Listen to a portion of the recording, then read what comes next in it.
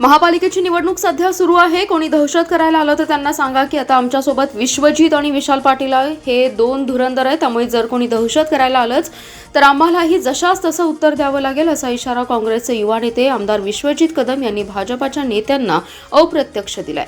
काँग्रेस उमेदवारांच्या प्रचारार्थ खासदार विशाल पाटील यांच्या उपस्थितीत आयोजित जाहीर सभेत कदम बोलत होते. यावेळी बोलताना विश्वजित कदम म्हणाले, सांगली महापालिकेच्या निवडणुकीसाठी काही लोक स्वतःच्या स्वार्थासाठी काँग्रेस पक्ष सोडून गेलेत. सांगलीतील जनता ही स्वाभिमानी आहे. ज्यांनी आपल्या जीवावर निवडून येत गद्दारी केली त्यांना ही जनता धडा शिकवल्याशिवाय गप्प बसणार नाही. जे नगरसेवक झाले ते काँग्रेसमुळे झाले. आज दुसऱ्या पक्षात जाऊन माजी नगरसेवक म्हणून उमेदवारी घेता. ते नगरसेवक पद सुद्धा तुम्हाला काँग्रेसमुळे मिळाले याची जाणीव त्यांनी ठेवली पाहिजे. मुख्यमंत्र्यांनी सांगलीत येऊन घोषणांचा पाऊस पाडला. आमचा एकच प्रश्न आहे त्यांना, तुमची सत्ता केंद्रात आणि राज्यात 2014 पासून आहे. गेल्या अनेक वर्षांपासून तुमची सत्ता आहे. 2 टर्म तुमचे खासदार होते, त्यानंतर 3 टर्म तुमचे आमदार आहेत. असे असतानाही मुख्यमंत्र्यांनी दिलेली आश्वासने पूर्ण का झाली नाहीत, असा सवाल त्यांनी यावेळी उपस्थित केलाय. सांगलीत सर्वधर्मीय गुण्या गोविंदाने राहतात. वसंतदादा पाटील, पतंगराव कदम यांच्या विचाराला मानणारे लोक इथे आहेत. त्यामुळे विकासापासून सांगलीला डावलण्याचं पाप सत्ताधारी करत आहेत. आजही काँग्रेसची विचारधारा सांगलीत तळागाळापर्यंत पोहोचलेली असल्याचं त्यांनी सांगितलं. यावर्षीच्या पहिल्या झालेल्या अंगारकी संघर्षानिमित्त सांगलीतील श्री गणपती पंचायत संस्थांच्या गणपती मंदिरात दर्शनापासून पहाटेपासून भक्तांची मांदियाळी होती. संस्थांच्या वतीने मुख्य गणेश मंदिराला आकर्षक सजावट आणि विद्युत रोषणाई करण्यात आली होती. दिवसभर भाविकांनी रांगा लावून दर्शन घेतले. सांगलीकरांचं आराध्य दैवत असणाऱ्या गणेशाला भक्तिभावाने वंदन करण्यात आले. यंदाच्या वर्षातील ही पहिलीच अंगारकी संकष्टी असल्याने भाविकांनी गणरायाच्या दर्शनासाठी मोठी गर्दी केली आहे. यानिमित्त सांगलीतील गणपती मंदिराच्या परिसरामध्ये आकर्षक सजावट सुद्धा संस्थांकडून करण्यात आली आहे. संस्थांच्या गणेश मंदिरात पहाटे गणरायाची पूजा करण्यात आली. या संपूर्ण पार्श्वभूमीवर पहाटे 5 वाजल्यापासून गणेश भक्त मुख्य गणपती मंदिरामध्ये आपल्या गणरायाच्या दर्शनासाठी आले होते. मंदिर परिसरात भाविकांचा महापूर ओसंडून वाहू लागल्याने सुरक्षा व्यवस्था आणि होमगार्डची नियुक्ती मंदिराच्या परिसरामध्ये करण्यात आली. गणपती पेठेत विविध प्रकारचे विक्रीचे स्टॉल लावण्याने यात्रेचं स्वरूप आलं होतं. अंगारकी संकष्टीनिमित्त शहर आणि परिसरातील गणेश मंदिरात विविध कार्यक्रमांचे देखील आयोजन करण्यात आले. काही मंदिरात उपवासाचे पदार्थ प्रसाद म्हणून वाटप करण्यात आले. अंगारकीनिमित्त उपवासाचे पदार्थ आणि फळांची आवक देखील बाजारपेठेत मोठ्या प्रमाणात होती. भाविकांची गर्दी लक्षात घेता गणेश मंदिर परिसरात पोलीस बंदोबस्त देखील तैनात केलाय. दरम्यान सध्या महापालिका निवडणूक सुरू असल्याने सर्वपक्षीय नेते उमेदवारांनी देखील मंदिरामध्ये दर्शनासाठी हजेरी लावली. भांडण सोडवल्याचा राग मनात धरून कवठे मंकाळ पंचायत समितीचे माजी उपसभापती अनिल शहाजी शिंदे यांच्यावर त्यांच्या घाटनांद्रे येथील घरासमोर कोयत्याने प्राणघातक हल्ला चढवलाय. हा हल्ला आज रात्री 1:30 वाजण्याच्या सुमारास झाला. या हल्ल्यात अनिल शिंदे जखमी झालेत. कवठे मंकाळ पोलीस ठाण्यात 8 जणांविरुद्ध गुन्हा दाखल करण्यात आलाय. या प्रकरणी पोलीस ठाण्यात शिवम सुनील शिंदे, अमोल बबन खाडे, अविनाश बबन खाडे, अक्षय बाळासो दबडे, अविनाश बाळासो दबडे, अक्षय दादासो जाधव, निलेश अनिल जाधव, नासिर जावेद मनेर या 8 जणांविरुद्ध गुन्हा दाखल करण्यात आलाय.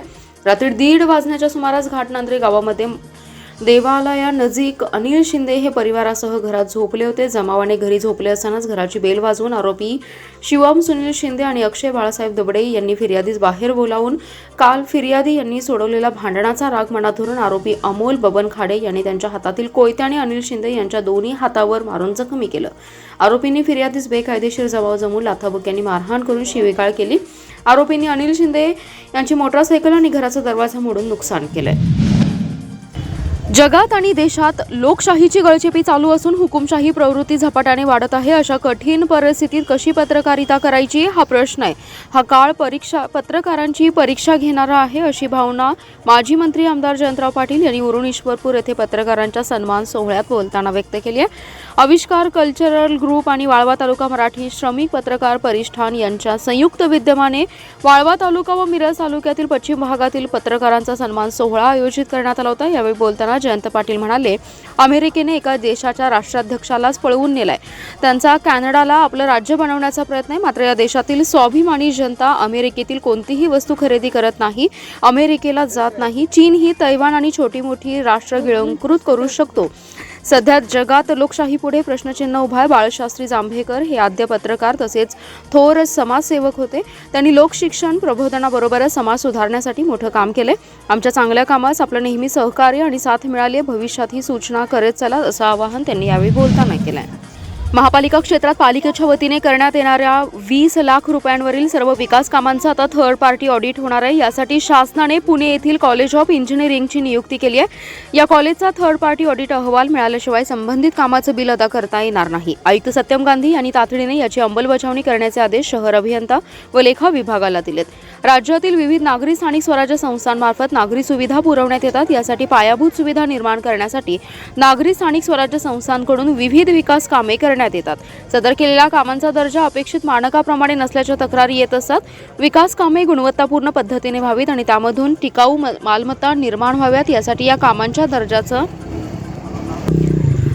त्रयस्थ यंत्रणेकडून अधिक प्रभावी आणि परिणामकारक तांत्रिक लेखापरीक्षण करण्यासाठी शासनाने निर्णय घेतलाय। शासनाने त्रयस्थ तांत्रिक लेखापरीक्षण करण्याकरिता शासकीय व नामांकित अभियांत्रिकी महाविद्यालयांची पॅनेल तयार केले। त्यातील पुणे येथील कॉलेज ऑफ इंजिनिअरिंगकडून सांगली महापालिकेच्या 20 लाखांवरील सर्व विकास कामांचं थर्ड पार्टी ऑडिट करून घेण्यास मान्यता दिली आहे। या कॉलेजचा ऑडिट रिपोर्ट आल्याशिवाय 20 लाखांवरील कामांची बिले यापुढे अदा केली जाणार नाहीत। शासन आदेशानुसार महापालिका आयुक्त सत्यम गांधी यांनी शहर अभियंता व लेखा विभागास आदेश दिलेत। महानगरपालिकेमार्फत करण्यात येणाऱ्या रस्ते आणि इमारत बांधकाम इत्यादी कामांचे या कॉलेजकडून थर्ड पार्टी अहवाल प्राप्त झाल्याशिवाय लेखा व वित्त विभागामार्फत बिल देयकांची नोंदी करण्यात येणार नाही। तसेच लेखा परीक्षण विभागाकडून लेखा परीक्षण करण्यात येणार नाही याची गांभीर्याने नोंद घ्यावी असे आदेश गांधी यांनी म्हटले।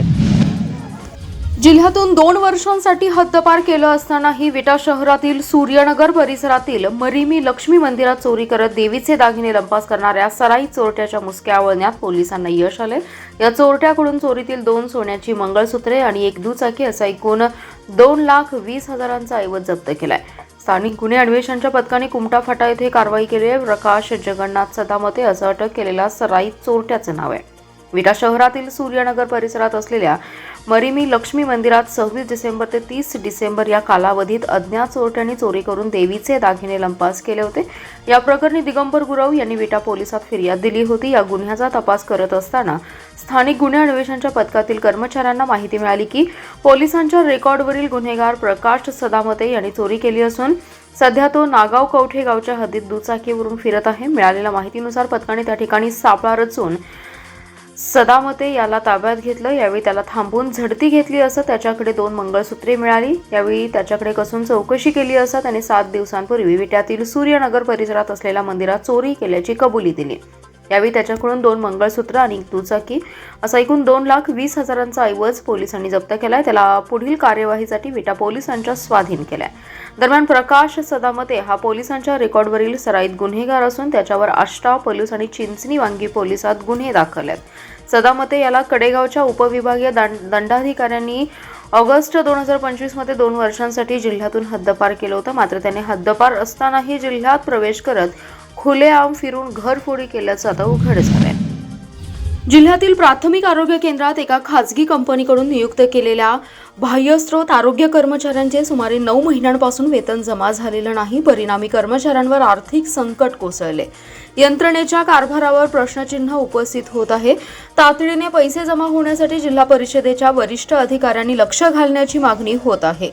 9 प्राथमिक आरोग्य केंद्रात एका खासगी कंपनीकडून वाहन चालक, आरोग्य सहाय्यक, औषध निर्माण अधिकारी अशा विविध संवर्गातील सुमारे 70 बाह्यस्रोत कर्मचाऱ्यांची नियुक्ती 2022 मध्ये केली आहे। मात्र या कर्मचाऱ्यांचं वेतन संबंधित कंपनीने एप्रिल 2025 पासून म्हणजे सुमारे 9 महिन्यांपासून जमा केलं नाही।